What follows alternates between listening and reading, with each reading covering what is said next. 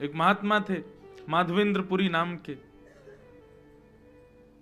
वो भिक्षा नहीं मांगते थे, ऐसे अकिंचन महात्मा थे, वो किसी से कहते नहीं थे कि मुझे दीजिए, वो बैठे रहते थे, कोई आके खुद कह जाए कि बाबा लो आपके लिए ये प्रसाद है, तो पाते थे। उनका नियम था, वो किसी से कहते नहीं थे कि मुझे प्रसाद दो या मुझे भिक्षा दो। कई बार तो 4-4 दिन तक कुछ नहीं मिलता था। वर्णन आता है कि 4-4, 5-5 दिन जब बीत जाते थे तब किशोरी जी ही कोई गोपी बन के जाती थी, ठाकुर जी ही कोई ग्वाला बन के जाते थे। कभी दूध दियाते, कभी रबड़ी दियाते, कभी रसगुल्ला दियाते, कभी रोटी, बासी रोटी दियाते माधवेंद्र जी को, क्योंकि उनका नियम था, वो मांगते नहीं थे। विचार करो, स्वयं श्री जी जाती थी खीर लेकर के, दूध लेकर के, रसगुल्ला लेकर के, और कोई ऐसी दीनहीन सी गोपी बन के जाती कि बाबा को लगती पता ना कोई ऐसी कोई गोपी होगी ब्रज की, आ गई है दूध लेके, बाबा ले पी लियो, दूध बचाओ घर को, लेकिन होती वो श्री जी थी।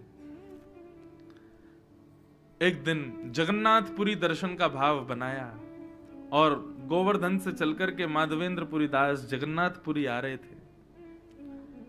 बीच रास्ते में बंगाल प्रांत में, बंगाल या उड़ीसा प्रांत में खीरचोरा गोपीनाथ, उड़ीसा में है बंगाल में, उड़ीसा में ही पड़ते हैं, बंगाल के पास पड़ते हैं, यहां से दूरी है। खीरचोरा गोपीनाथ, उनका नाम तो गोपीनाथ ही था, खीरचोरा तो बाद में पड़ गया। तो आज तक नियम है कि वहां 12 कुल्हड़ों में श्री गोपीनाथ जी को खीर का भोग लगता था, और जो मनोरथी भोग लगवाते थे सारा भोग उन्हीं को बांट दिया जाता था। माधवेंद्रपुरी जी जब दर्शन करने के लिए गए तो श्री गोपीनाथ जी का दर्शन किया, रात्रि शयन में 12 कुल्हड़ खीर का भोग रखा था। अब माधवेंद्र जी का स्वभाव नहीं था मांगने का कि प्रसाद भी ऐसे हाथ के, कोई पुजारी खुद ही कहते आओ प्रसाद ले जाओ तो ही मांगते लेते थे, अपने आप नहीं कहते थे। 3-4 दिन से सफर कर रहे भूखे प्यासे, गोपीनाथ जी के सामने जाके खूब नृत्य किया। पुजारी जी ने सारे मनोरथियों में खीर बांट दी, और खीर बांटने के बाद में मंदिर बंद कर दिया। माधवेंद्रपुरी जी भी वहां से प्रस्थान कर गए, बेचारे भूखे प्यासे एक वृक्ष के नीचे जाकर के बैठ गए। भजन कर रहे थे ठाकुर जी का, लेकिन भजन करते करते बार बार नेत्र खुल जाए, बार बार भजन रुक जाए। क्यों? भूख लग रही थी, लेकिन बोल सकते नहीं किसी से। गर्भगृह में बैठे गोपीनाथ जी को चैन नहीं आ रहा है, और गोपीनाथ जी सीधे पुजारी के स्वप्न में पहुंच गए और बोले कि मेरे एक परम भक्त माधवेंद्रपुरी आए हैं, वो बहुत तेज भूख लगी है उनको कुछ पवाओ। पुजारी जी बोले क्या पवाएं इतनी रात्रि का समय?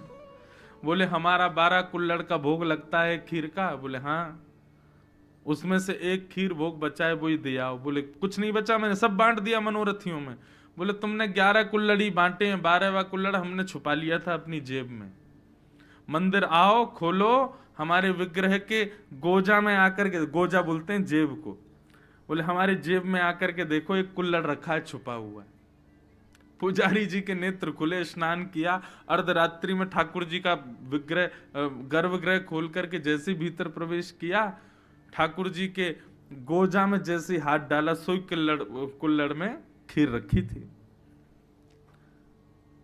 तब पुजारी जी बोले वाह रे खीर चोरा, खीर चुरा ली, अपनी प्रसाद की खीर चुरा ली अपने वैष्णव के लिए। और जाकर के पुजारी जी ने वो खीर बाबा को दी। बाबा बोले रात में 3 बजे पुजारी जी आप कैसे? तब पूरा वृत्तांत बताया। बोले कि रोज ठाकुर जी का भोग लगता है और मनोरथियों में बांटा जाता है, लेकिन आप अकिंचन हो, किसी से मांगते नहीं। अब ये बात किसी को नहीं पता थी, लेकिन पुजारी बता रहा तो माधवेंद्र जी रोने लगे, आपको कैसे पता मैं किसी से नहीं मांगता? बोले ठाकुर जी बता रहे थे। बोले आपको भूख लगी है इसलिए ठाकुर जी ने आपके लिए खीर को अपनी जेब में छुपा लिया। फिर कहां भूख लगनी थी? रोते रहे विरह से। बोले नाथ आपको पता है मेरा भाव, आपको, आप जानते हैं मुझको, मुझे इसी बात से इतनी प्रसन्नता है कि आप मुझे जानते हो। तब से गोपीनाथ जी का नाम पड़ गया खीर चोरा गोपीनाथ। अपने वैष्णव के लिए ठाकुर जी ने खीर चुराई। तो नियम इसलिए है ठाकुर जी का कि कोई प्रेम लक्षणा भक्ति से तोड़ के दिखाए, हट पूर्वक नहीं कि जबरदस्ती। इंद्रेश जी कथा में बोल रहे थे नियम में इसलिए ठाकुर जी की उसको कोई तोड़े।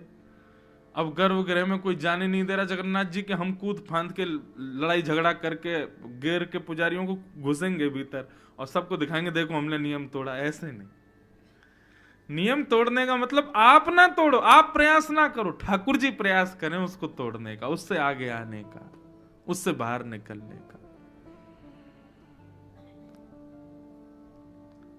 और श्री जगन्नाथ जी जितने नियमों में बंधे हैं उतने ही नियम तोड़ने में प्रसिद्ध हो रहे हैं।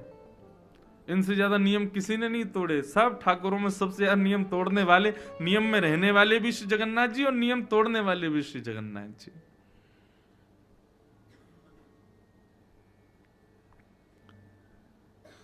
ऐसे प्रेम स्वरूप साक्षात प्रेम के विग्रह श्री जगन्नाथ जी को हम बारंबार प्रणाम करते हैं। और लाल जी हमारे लिए भी कभी कोई नियम तोड़े, अपनी भक्ति को उस स्तर पर ले चले कि कभी हमें भी लगे कि हाँ ठाकुर जी ने कोई नियम तोड़ा। मैं तो बहुत बहुत जगह तोड़वाए मैंने नियम। द्वारिका में श्री द्वारिका, कोई प्रशंसा की बात नहीं, मैं पुनः कह रहा हूं, मैं अपना कोई उदाहरण दूं ना तो उसको केवल आप विश्वास दृढ़ करने के भाव से सुनिएगा, मेरी प्रशंसा के भाव से मत सुनना, नहीं तो सब मेरे जो भाव होते हैं सब टूटने लग जाएंगे, होंगे ही नहीं फिर। तो द्वारिका में हमारे वहां के पुजारी चित्रांग पुजारी जी ने एक बार मुझे, मैं 3-4 दिन की कथा के लिए गया तो मेरे को बोले आप ना ठाकुर जी के सामने पद सुनाओ।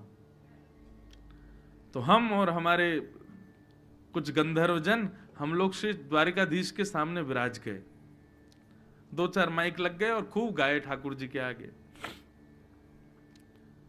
तो शयन का समय था द्वारिकाधीश का, और शयन में श्रृंगार बढ़ाया जाता है, मुकुट बढ़ाया जाता है ठाकुर जी की, बिल्कुल हल्के श्रृंगार में फिर ठाकुर जी की शयन आरती होती है। तो हम लोग संध्या आरती के बाद में बैठे पद गाने के लिए, और गाते गाते पुजारी जी भूल गए कि ठाकुर जी का श्रृंगार बढ़ाना है, और ठाकुर जी पूर्ण श्रृंगार में पूरा पदावलियों का श्रवण करते रहे।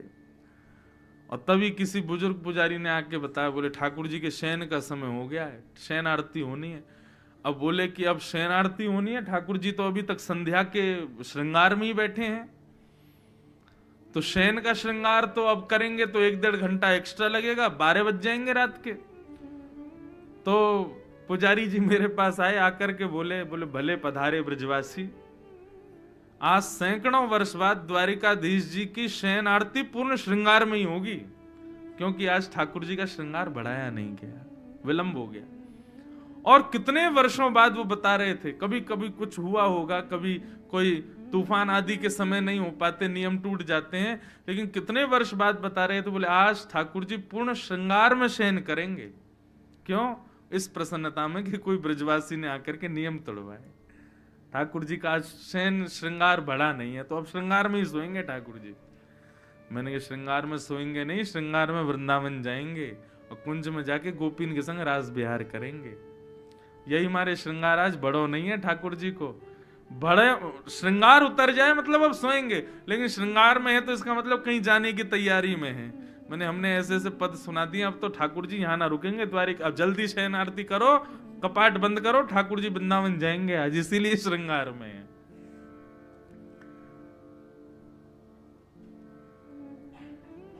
प्रेम लक्षणा भक्ति प्रकट तो करे कोई।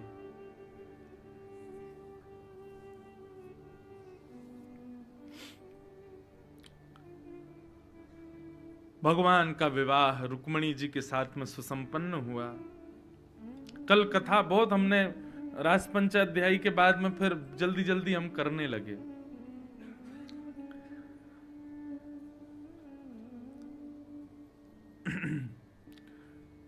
क्योंकि फिर मन में भाव आता है कि ज्यादा विलंब तक चलने वाला प्रसंग कहेंगे तो फिर जो क्रम के कुछ कल अतिथिगण आए थे, फिर वो संभव नहीं हो पाता। मैं फिर उस भाव समाधि में पहुंच जाता, भाव साम्राज्य में आपको भी ले जाता कि ना आप उससे निकल पाते ना मैं, तो इसलिए फिर हम शीघ्र शीघ्र कह करके आगे बढ़े। तो कल रुक्मणी जी का सुंदर विवाह प्रसंग भी यहां हुआ। रुक्मणी जी के साथ में ठाकुर जी का विवाह हुआ, तो प्रश्न उठता है किशोरी जी के साथ क्यों नहीं हुआ? हमारी श्री राधा रानी, बंधुओं देखो, आप स्वयं से प्रेम करते हो, आप स्वयं से अत्यंत स्नेह करते हो, लेकिन स्नेह का तात्पर्य हमेशा विवाह नहीं होता। प्रेम का सदैव प्रतिफल विवाह नहीं होता। हम स्वयं को प्रतिबिंब में देख करके बड़े प्रसन्न होते हैं, अरे वाह कितने सुंदर लग रहे हैं हम, लेकिन उसके बाद भी अपने प्रतिबिंब से विवाह नहीं कर सकते। प्रेम कर सकते हैं। ऐसे ही श्री जगन्नाथ जी का प्रतिबिंब है किशोरी जी, हमारे द्वारिकाधीश का प्रतिबिंब है किशोरी जी, श्री वृंदावन बिहारी लाल का प्रतिबिंब है श्री राधा रानी। और प्रतिबिंब से स्नेह हो सकता है, प्रेम हो सकता है, विवाह संभव नहीं। विवाह के लिए विलग व्यक्ति का होना जरूरी है, अलग व्यक्ति का हमारे सामने होना जरूरी है। किशोरी जी ठाकुर जी से विलग थोड़े हैं, और जो विलग मानते हैं वो गलत सोचते हैं। ठाकुर जी का जो वाम अंग है, कहीं भी आप ठाकुर जी का दर्शन करोगे सदैव वाम अंग जो है वो किशोरी जी ही है। और आप हमारे पूरे वृंदावन में आ जाना, किशोरी जी का दर्शन नहीं, केवल ठाकुर जी खड़े हैं। किशोरी जी भाव के भाव से वाम अंग में विराजती हैं, और यह बात यहां भी सिद्ध होती है। श्री जगन्नाथ जी का भीतर प्रवेश करके दर्शन हो तब जगन्नाथ जी पूरे दिखते हैं, नहीं तो बाहर से देखो तो वाम अंग दिखता ही नहीं ठाकुर जी का। क्यों? श्री जी हैं, सदैव अपने भाव में विराजमान रहती हैं। दाहिना अंग ही दिखता है ठाकुर जी का। दाहिना अंग क्यों दिखता? वो श्याम सुंदर हैं, वाम अंग तो श्री जी हैं। और ये बात मैं खूब प्रसिद्धति से अपनी कथाओं में कहा करता हूं कि ठाकुर जी का वाम अंग जो है वो किशोरी जी हैं। और इसी भाव से हमारे वृंदावन में श्रृंगार होता है। मुकुट इधर ही धराया जाएगा, लेकिन जब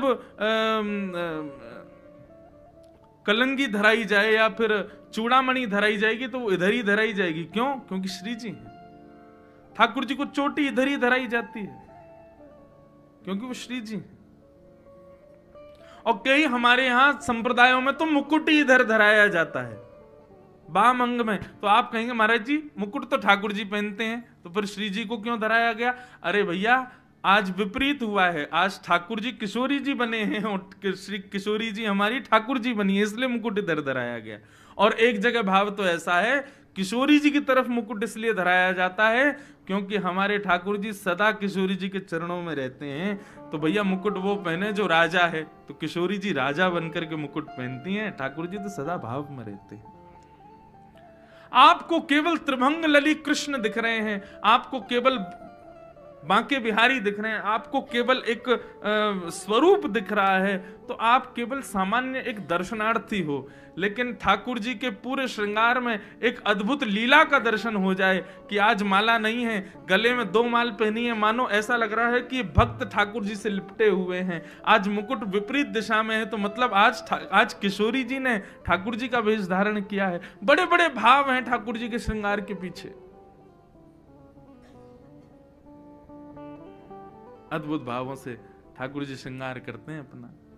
अब जगन्नाथ जी का जब जन्माष्टमी होती है ना, तो हमारे सौम्या भाई बता रहे थे कि श्री जगन्नाथ जी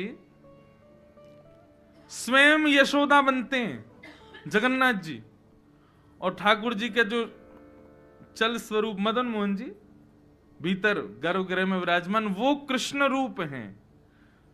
उनको लेकर के पूरी लीला होती है मंदिर में, जैसे वसुदेव जी दलिया में लेकर के ठाकुर जी को, सब लीला होती है। और उस दिन जगन्नाथ जी स्वयं यशोदा जी बनते हैं, और यशोदा जी बनने पर ठाकुर जी का वही भोग लगता है जो प्रसव के समय, बालक को जन्म देते समय मां को पीड़ा के समय जो औषधि दी जाती है, वो औषधियों का भोग जगन्नाथ जी लगाते हैं। क्यों? मैं यशोदा हूं, और ये जो हमारे प्रकट हुए हैं मदन मोहन जी, ये कृष्ण है।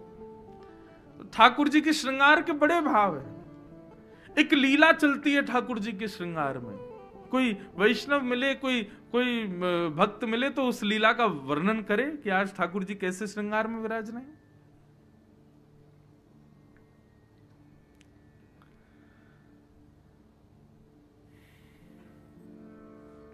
तो किशोरी जी से विवाह इसलिए नहीं हुआ क्योंकि कोई विलग नहीं है। राधा कृष्ण स्वरूपाम्बै कृष्णम राधा स्वरूपिणम कलात्मानं निकुंजस्थम गुरु रूपम सदा भजे। दोनों में कोई अंतर नहीं है, सम्मिलित स्वरूप है। तो भगवान का विवाह विलग के साथ में हुआ, जो उनसे अलग है। कौन है? लक्ष्मी। किशोरी जी तो ठाकुर जी के संगी रहती है, लक्ष्मी जी के साथ में विवाह हुआ। वही लक्ष्मी द्वापर में रुक्मणी जी के रूप में प्रकट हुई और द्वारिकाधीश का उनके साथ विवाह हुआ।